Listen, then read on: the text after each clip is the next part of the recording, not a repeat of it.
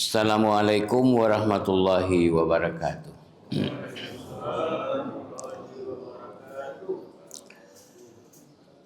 Alhamdulillahilladzi ahyana ba'dama amatana wa ilaihin nusur. Asyhadu an la ilaha illallah wa asyhadu anna Muhammadan abduhu wa rasuluh la nabiyya ba'dah. Allahumma salli ala Muhammad wa ala ali Muhammad wa ala alihi wa ashabihi ajmain. Bapak dan Ibu jemaah subuh yang berbahagia. Seperti biasa pagi Selasa ini kita melanjutkan penjelasan ayat-ayat Al-Quran. Pada pagi hari ini kita lanjutkan surat ayat 199 surat Al-Baqarah. Allah berfirman, A'udzu billahi minasyaitonir rajim. Bismillahirrahmanirrahim. Tsumma afidhu min haitsu afadan nas wastaghfirullah innallaha ghafurur rahim. Shadaqallahul azim. Ayat pendek tapi ditafsirkan oleh ahli-ahli tafsir cukup lengkap dan panjang, apalagi dalam pelaksanaannya ketika dalam ibadah haji.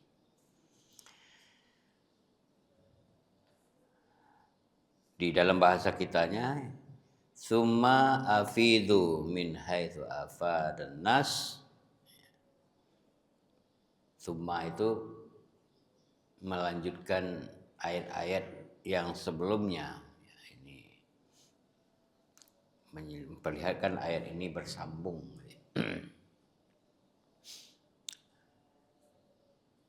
Afidu artinya bertolak. Bila kamu bertolak, arti berangkat, ya, itu bagian dari rangkaian haji, ya. Kemudian bertolaklah diperintah afidu, ya, perintah, ya, bila amar, ya, dari tempat bertolaknya orang-orang banyak di Arafah. Jadi ini 9 Zulhijjah gitu ya, 9 Zulhijjah. Jadi tempat bertolak itu dari Arafah. Haitsu afadan nas, ya, berangkat dari Arafah itu seperti orang-orang banyak yang diajarkan dari Arafah itu bertolak. Kemana berangkatnya? Ibu-ibu yang bapak yang telah naik haji pasti masih terbayang, ya, apa yang dilakukan ketika haji dulu, ya. Dulu dari Arafah itu sorenya, ya, bertolak ke Muzdalifah. Lalu sholat di situ maghrib dan isya, Nabi menunjukkan begitu, ya. Karena ini sebenarnya hakikatnya atiur rasul, mengikuti rasul. Sama halnya dengan sholat, sallu kama ra'aitumuni usolli. Sholatlah kamu seperti Nabi sholat. Demikian juga dalam pelaksanaan haji. Pelaksanaan haji itu seperti Nabi melaksanakan haji, ya. Di kepatuhannya kepada apa yang diajarkan oleh Nabi Muhammad SAW. Lalu ketika sampai di Muzdalifah, kemudian nanti sholat di Masy'aril Haram, wastaghfirullah, dan di sana berzikir dan minta ampun kepada Allah. Ya, perbanyak istighfar. Ya, banyak istighfar. Innallaha ghafurur rahim. Sesungguhnya Allah Maha Pengampun lagi Maha Penyayang. Nah, ini pertama menunjukkan ajakan untuk kepatuhan seperti yang dilakukan oleh Nabi. Bertolaklah kamu dari Arafah, ya, seperti orang banyak bertolak dari sana, kemudian menuju Musdalifah. Musdalifah berhenti di situ dan nanti sholat berzikir di Masyaril Haram. Nanti apa hubungannya dengan innallaha ghafurur rahim? Nah, para ibu, kalau begitu tentu kalau tak ado barado, tak tempua berserang rendah. Gitu. Ini para ibu.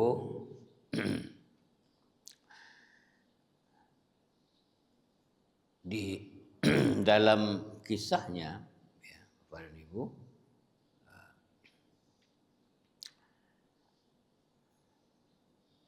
dahulu orang-orang Mekah, ya, ada fenomena peristiwa ketidakpatuhan itu, ya. Tidak patuh dengan Nabi. Mereka tidak seperti tuntutan ayat ini. Orang-orang Quraisy, ya, kepada ibu, mereka tidak dari Arafah bertolaknya, ya. Wukufnya tidak di Arafah, ya. Itu tradisi orang Quraisy.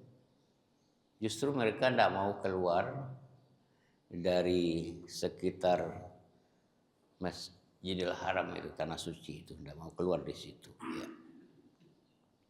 Ini sebenarnya itu bahagian ketidakpatuhan, ya. Ketidakpatuhan seperti yang diajarkan oleh Nabi kita Muhammad SAW. Di mereka hanya sebatas tanah suci itu saja di sekitar Masjidil Haram. Mereka di sana melakukan wukuf di batas kota suci itu, yang tidak di Arafah. Ya. Banyak kisah-kisah lain itu. Ada yang kehilangan onta, lalu kelihatan Nabi sedang wukuf, mereka bertanya, ya, bertanya di hati ini apa yang terjadi, ya. Mada tuhdas. Nah, para ibu, anggapan mereka ketika itu atau keyakinan mereka, kenapa kami di sini? Karena kami ini adalah orang-orang yang diberi kepercayaan oleh Allah. Jadi jauh betul. Ini mengandung dosa. Nah, mungkin dengan kaitan itu innallaha ghafurur rahim. Kesalahan seperti itu mudah-mudahan setelah mengikut ajaran Nabi diampuni dosa, dan Allah itu Maha Pengampun lagi Maha Penyayang. Nah, Imam Bukhari juga mengatakan begitu, ya, begitu bahwa orang-orang Quraisy dulu wukufnya, ya, dekat tanah suci itu, dan paling dekat ketika itu dengan Musdalifah. Nah, padahal Nabi mengajarkan wukuf itu di Arafah, lalu setelah menjelang terbenamnya matahari baru berangkat ke Musdalifah. Di sana sembahyang Maghrib dan Isya itu di jama', ya, jama'. Disebutkan 1 azan, 2 iqamah, ya, 2 iqamah. Jadi ini mengajarkan kepada kita bahwa kalau kita menjama', setiap misalnya kita menjama' Maghrib Isya tadi itu 1 kali azan. Jadi iqamahnya pertama untuk Maghrib, dan yang kedua iqamahnya untuk Isya, ya, Isya. Di 2 iqamah. Nah, pada ibu, dan orang Quraisy sebelumnya itu dia tidak seperti itu. Dia mengikut ajaran-ajaran sebelumnya.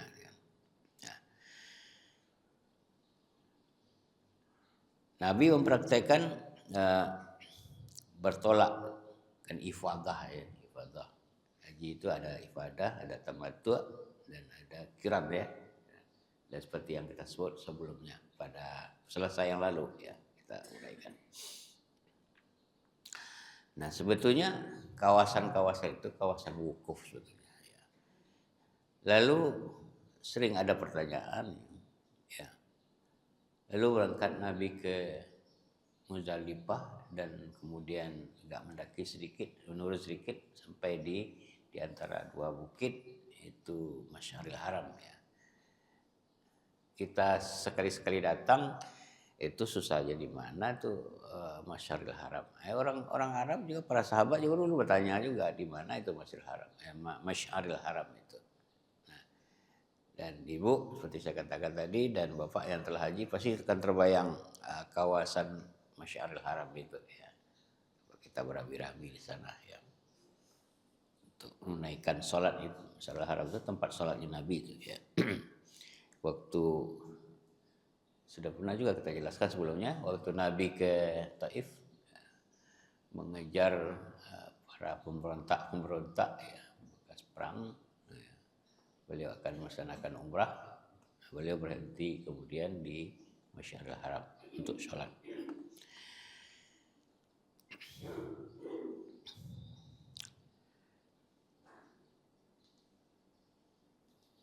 Jadi para sahabat pun juga bertanya, aina Masyaril Haram? Di mana Masyaril Haram itu? Masyaril Haram itu. Nah, maka ketika Ibnu sahabat juga pernah menjelaskan, mana orang yang bertanya tadi? Ya, inilah Masyaril Haram. Ya. Digambarkan ketika itu dalam perjalanan, orang yang bertanya tadi itu, di mana Masyaril Haram? Nah, lalu dijelaskan kemudian, Masyaril Haram itu sebenarnya adalah seluruh kawasan Muzdalifah.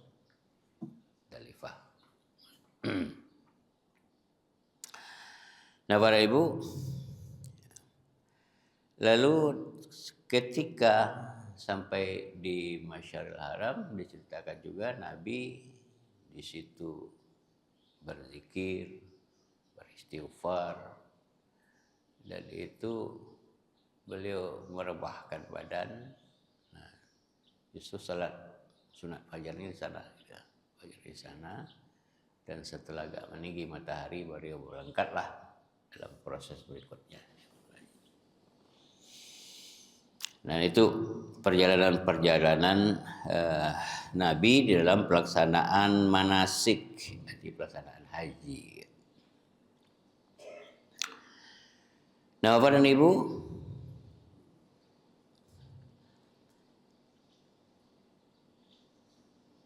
ayat berikutnya menjelaskan astaghfirullah innallaha ghafurur rahim. Ya, berzikir di situ dan minta ampunlah kepada Allah, ya, minta ampun kepada Allah banyak-banyak di situ. Ya.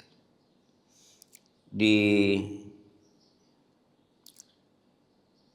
para perawi hadis menceritakan Rasulullah SAW seperti apa pelaksanaan zikir beliau. Itu sumber dari hadis-hadis. Ya.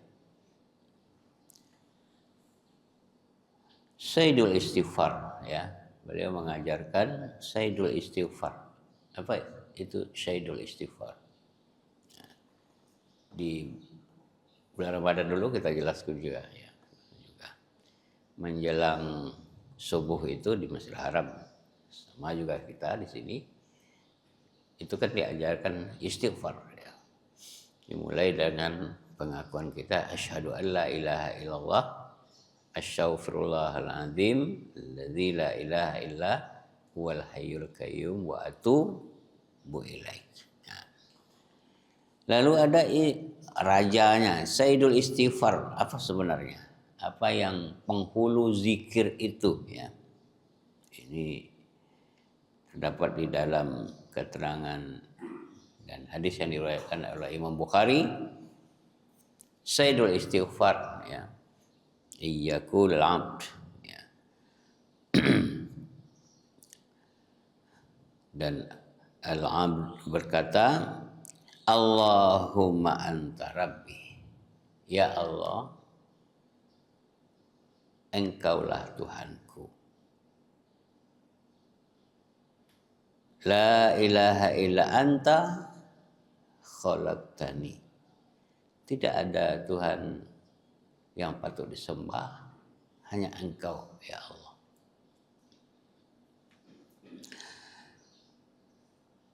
Khalaqtani, ya. Karena Engkau yang menjadikan aku. Ini pengakuan, ya. Pengakuan bahwa la ilaha illa anta, Allahumma anta rabbi, Engkaulah Tuhanku. La ilaha illa anta khalaqtani, tak ada Tuhan, hanya Engkau, tidak ada yang lain yang menciptakan aku. Engkau menciptakan aku. Ini sebenarnya dalam filsafat Islam, ini sebuah penyadaran ya Bapak dan Ibu, bahwa kita harus menyadari hakikat kejadian kita. Siapa sebenarnya yang menjadikan kita?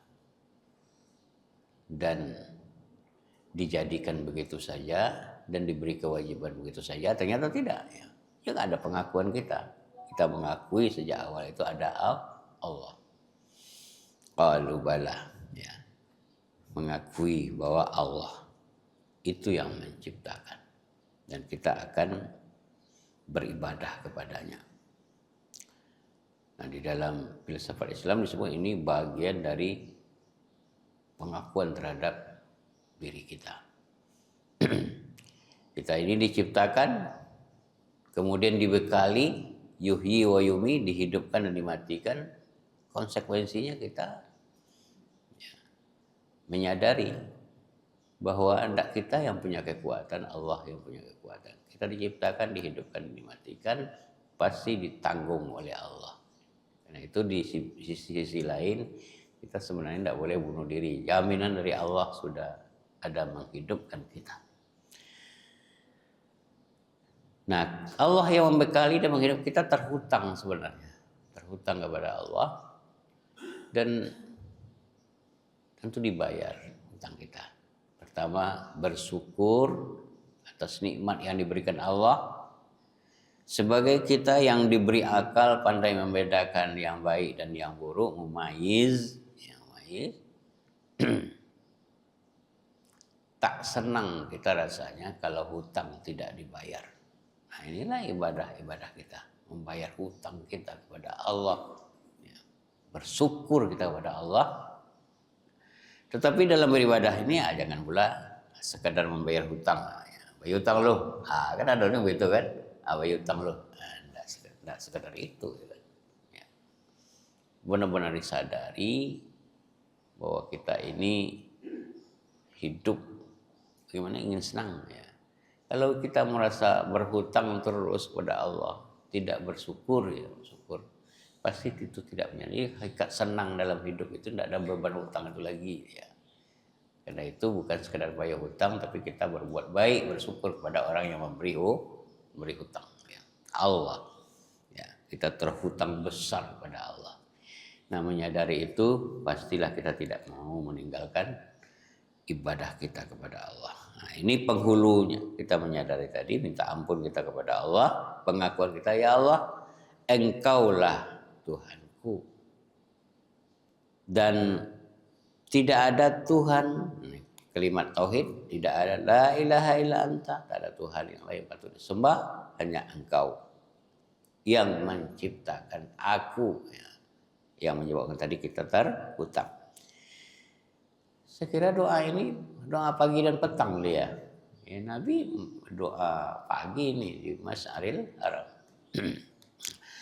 Wa ana abduka, saya adalah hambamu. Wa ana ala ahdika, saya berada di dalam janji kepada engkau. Ya.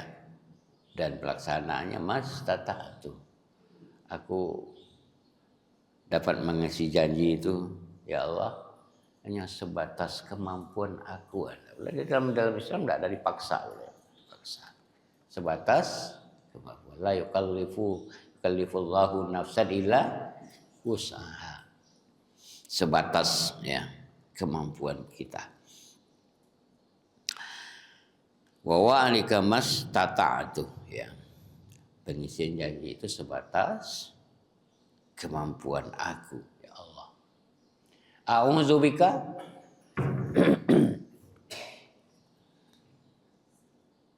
min syarri ma sana'tu.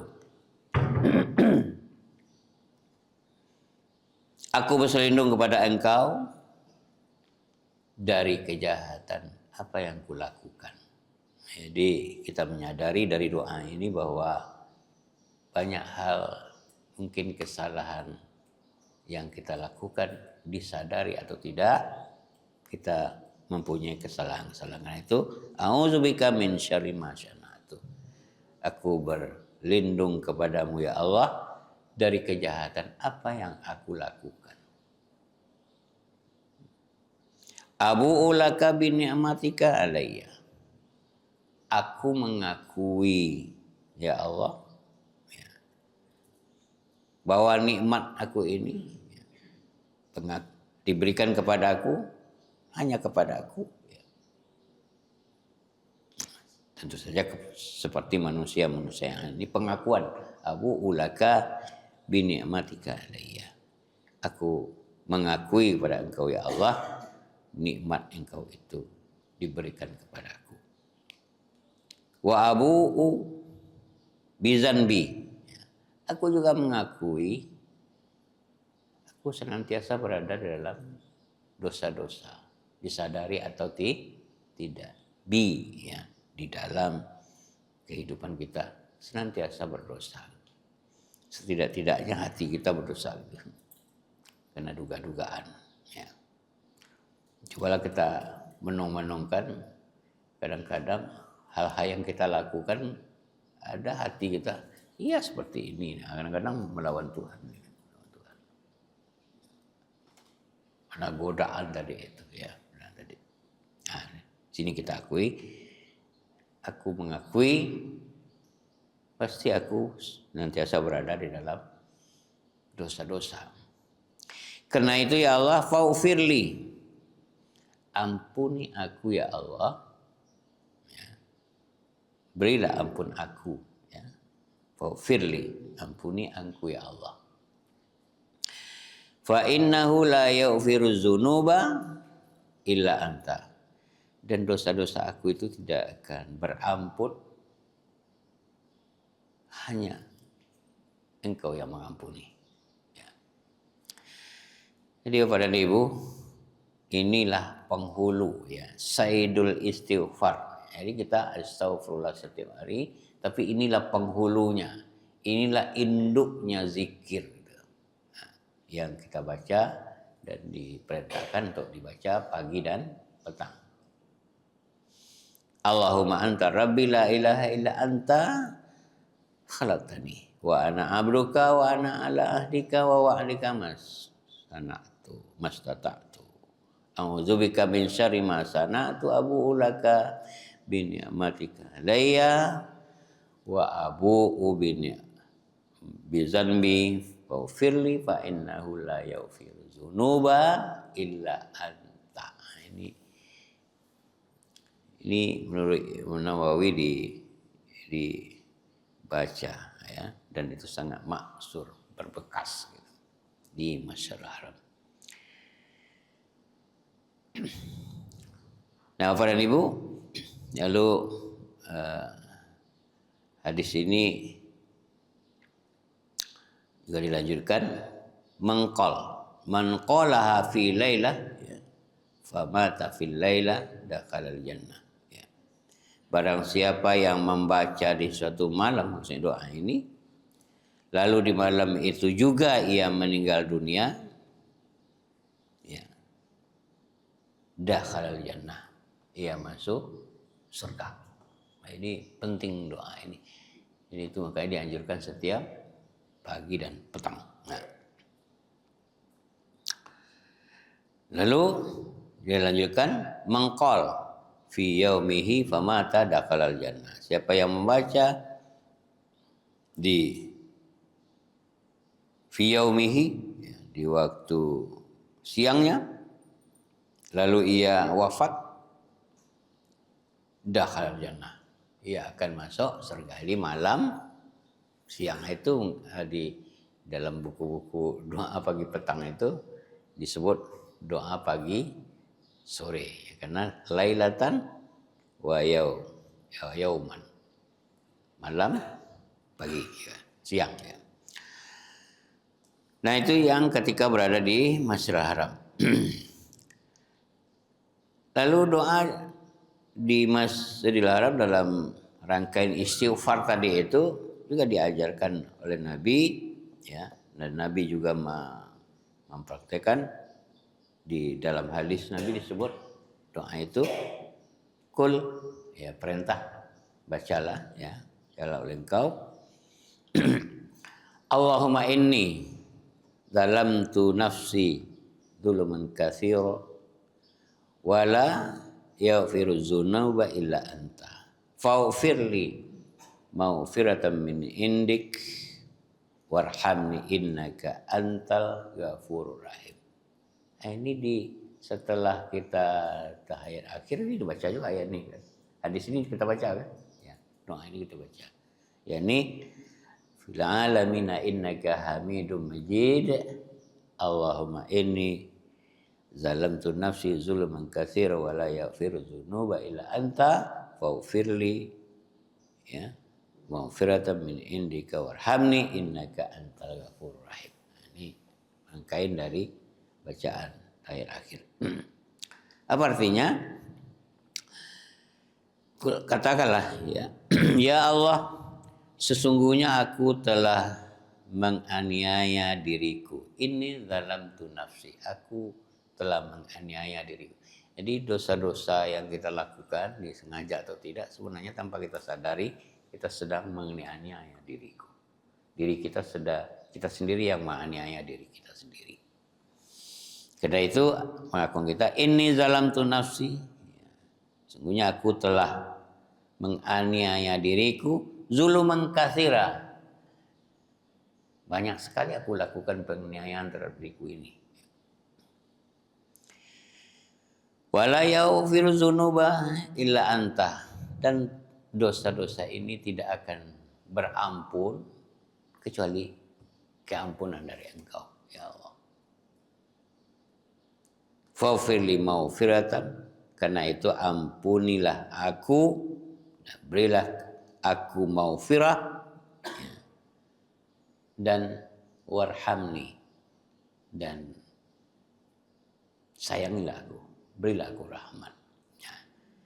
Jadi pangkal tadi bahwa kita dihidupkan, pada hakikatnya kita dihidupkan, ya, dan Allah yang menghidupkan, yang mematikan, kita dibekali sebagai rahmat Allah, ya, dan itu tidak putus, dan kita senang, kita akan mendapatkan kesenangan apabila kita tetap bersyukur kepada Allah dan membayar hutang kita itu, dan bersyukur kepada Allah dengan banyak syukur, ya. Syukur ini sudah banyak kita jelaskan sebelumnya.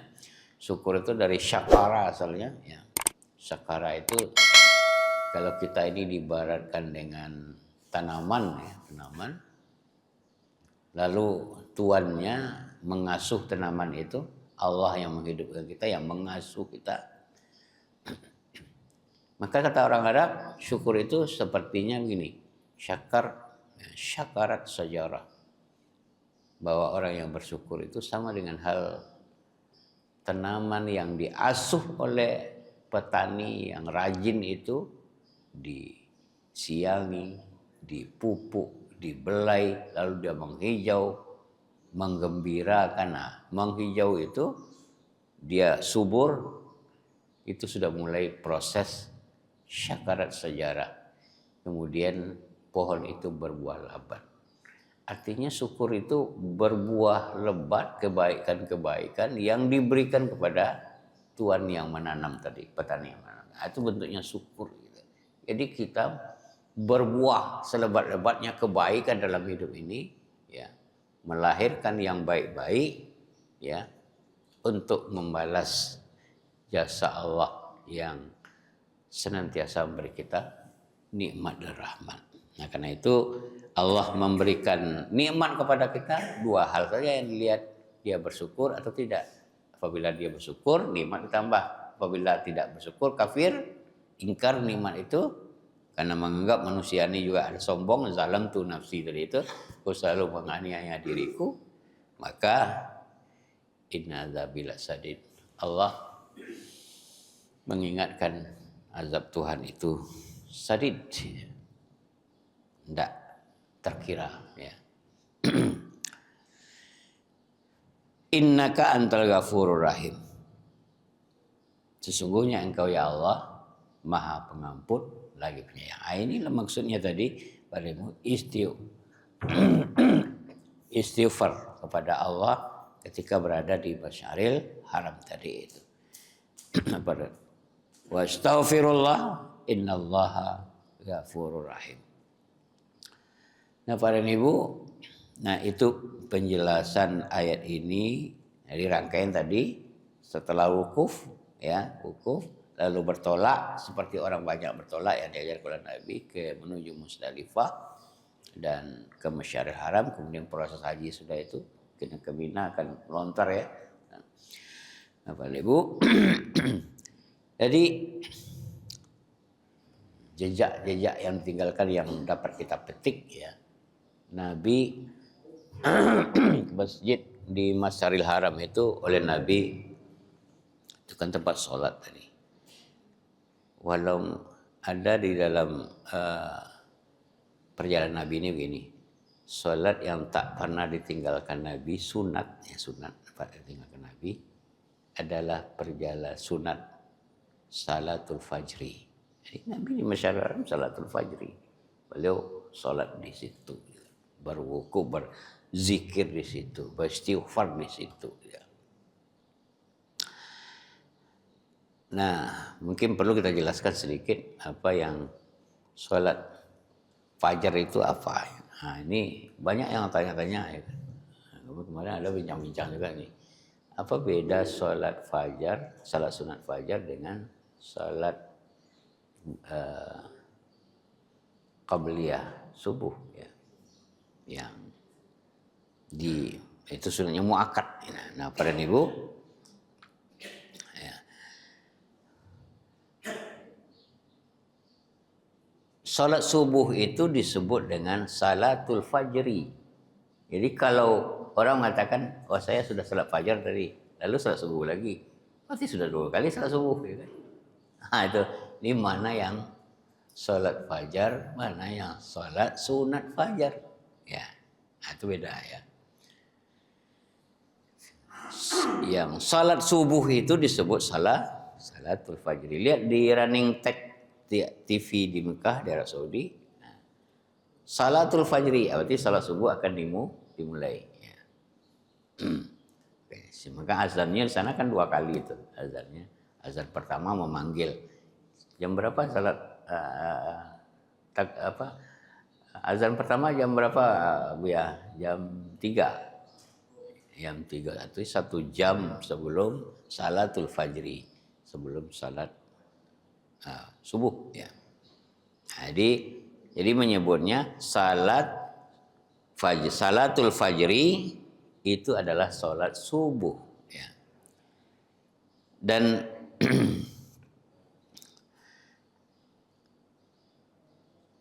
yang qabliyahnya disebut dengan salat sunat fajar, anak para ibu. Jadi di dalam hadisnya disebutkan bahwa salat sunat fajar itu ya antara 10 menit dengan 15 menit sesudah azan, ya, sudah azan. Ya.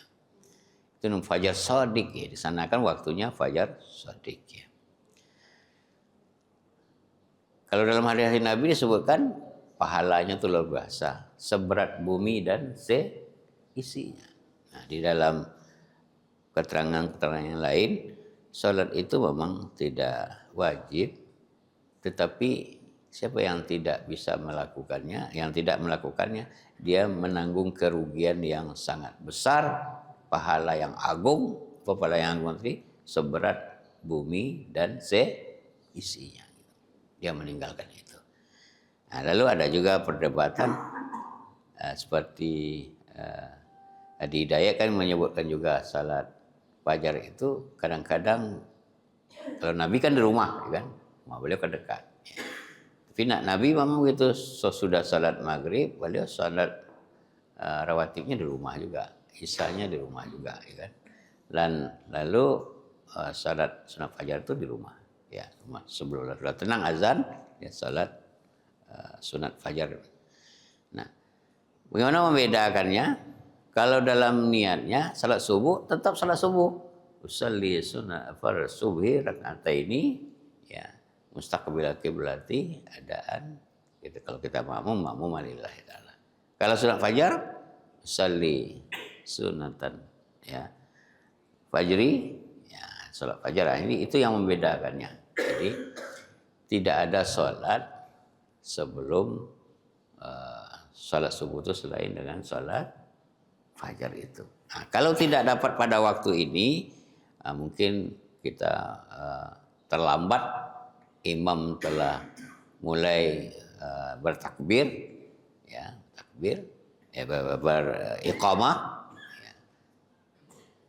Kita tidak bisa dapat dia qada, gitu, dapat diqada, ya.